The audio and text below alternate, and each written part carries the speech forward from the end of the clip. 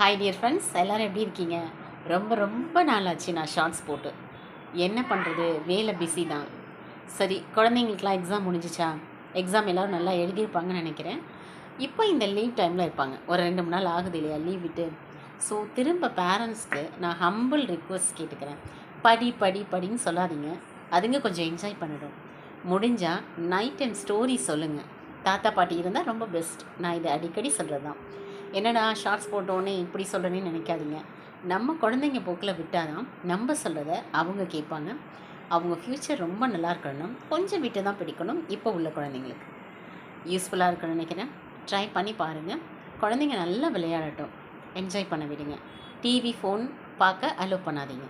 கொஞ்சம் வெளியில் காத்தோட்டமாக விளையாடுவாங்க. ஓகேவா? Take care. பாய்.